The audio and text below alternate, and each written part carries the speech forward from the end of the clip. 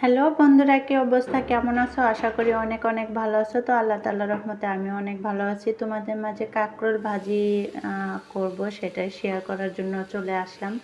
এখানে আমি কাঁকরোল ভাজি করার জন্য প্যানে তেল দিয়ে দিয়েছি, আর এটা কিন্তু সরিষার তেল।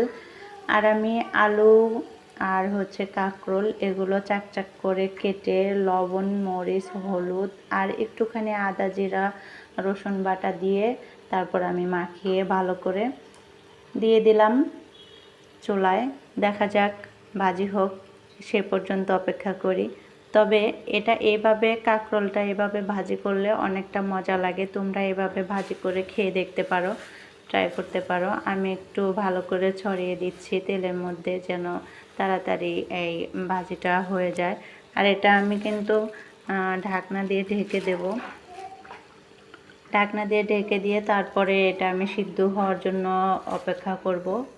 এই দেখো আমার অলরেডি ভাজি হয়ে গেছে। আমি ভাজিগুলো তুলে নিয়েছি বাটিতে। দেখো কত সুন্দর হয়েছে ভাজিগুলো। আর এখানে আমি কাঁচামরিচ, পেঁয়াজ এবং রসুন কুচি দিয়ে বসে দিয়েছি।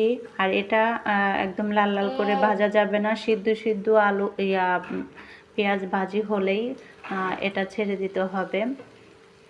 আর এটা ছেড়ে দেওয়ার পরে দেখো কতটা লোভনীয় হয়েছে, অবশ্য অনেকটা মজা হয়েছে। আমি যখন খেয়েছি তখন অনেকটা মজা পেয়েছি। তোমরা এভাবে কাঁকরোল আর আলু ভেজে খেয়ে দেখো, অবশ্যই তোমাদের কাছেও অনেকটা ভালো লাগবে। তো গরম গরম ভাতের সাথে এই ভাজিটা ভীষণ যায়। তো তোমরা একবার হলেও ট্রাই করে দেখতে পারো। এভাবে তোমরা ভাজি করে অনেকটা মজা পাবা আর কি, খেতে অনেক ভালো লাগে। তো আমার মেয়েটাও অনেক মজা করে খেয়েছে। তো সবাই ভালো থাকো, সুস্থ থাকো, আল্লাহ হাফেজ।